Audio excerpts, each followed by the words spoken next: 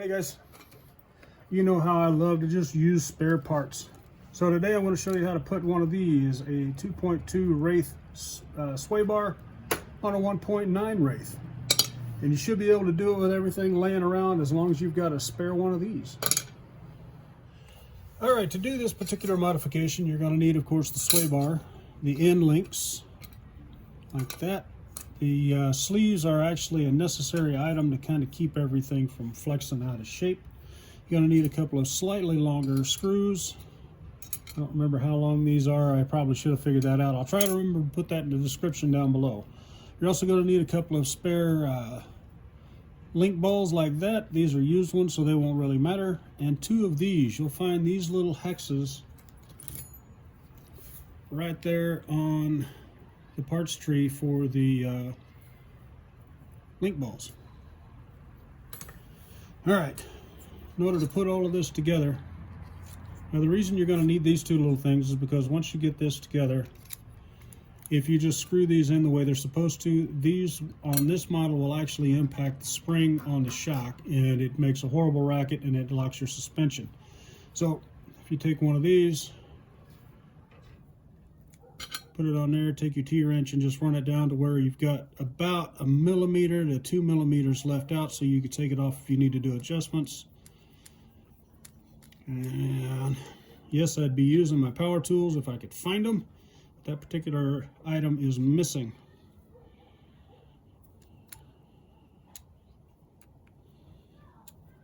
Now these little nuts will actually fit in there pretty snug. Once that's done, you spin the links on like that.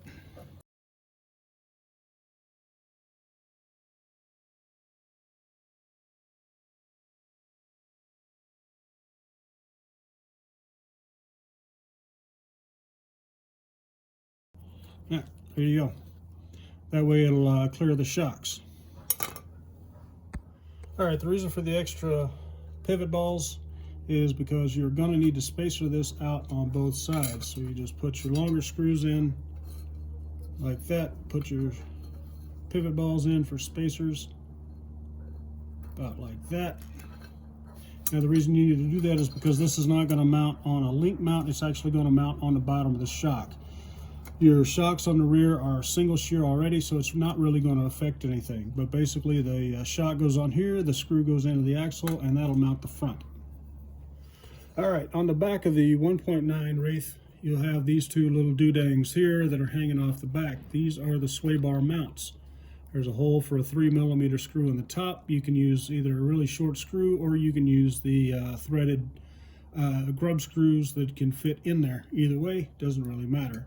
These should come with the car. I don't remember where my original ones went, but these came with the upgraded chassis rails that I put in this one.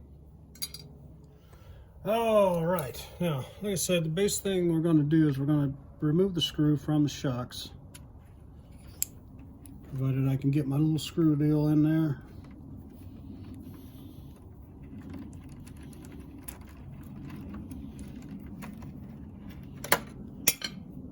You can tell I've already changed out the pivot ball on my shocks for the chromed ones. All I have to do is put the bolt through the pivot ball like that. It will fight you a little bit.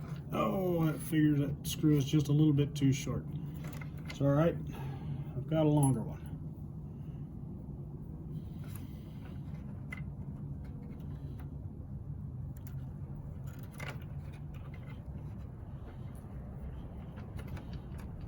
Might be a little too long. Suppose we'll find out. Nope, looks like it'll be just about right. Put that monkey in there like that.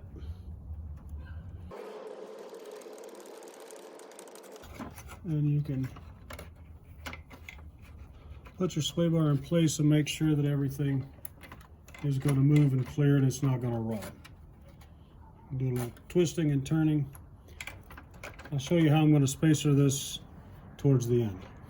All right, we'll get the other side done, then we'll go to the back.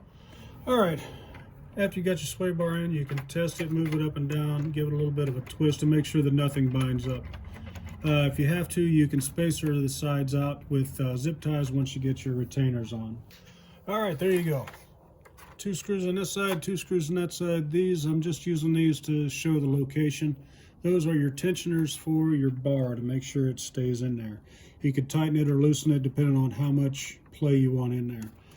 Now on this one, I've actually got a jamming right there, which means I need to adjust this end. Because the other side seems to be okay, it's just this side is jamming up. Now if you're jamming up like that, you don't have to take the whole thing apart. You take this one screw out on this side. And you can unscrew this until it's not going to jam anymore.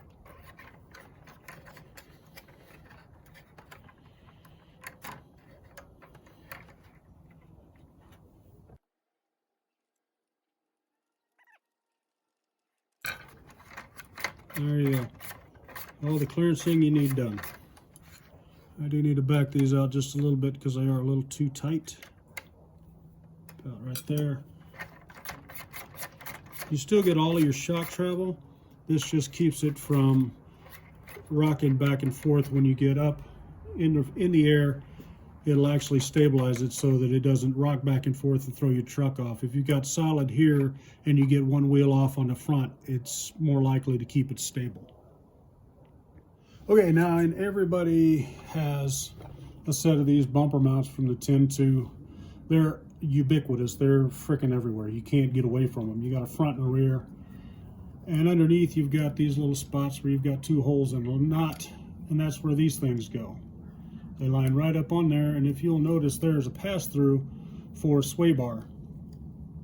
Now, if you've got a rear bumper mount like that, and you put a set of these in there, you should be able to do the same thing with the same sway bar on a 10-2, or a Gen 1 for that matter, as far as I know. It'll take a little bit different finagling and adjusting as far as putting it where you want it, but that should let you run a sway bar in the back on yours as well. You could run one in the front, but I really can't imagine why you'd want a sway bar in the front. Somebody out there, I'm sure, will tell me why you would want one in the front, but I wouldn't know. Anyway, that's all I've got for you guys tonight. I plan on having us out over the weekend. Sorry, things happen. If you want to know more about this, hit me on Instagram. I'll be posting up some more pics of this, stuff like that. If you've got any comments as far as a step I missed or something I should have put in there that I didn't, let me know. By all means, let me know, because I don't know everything. I'm doing this just off the top of my head. Thanks for watching, guys. Good luck on the trail.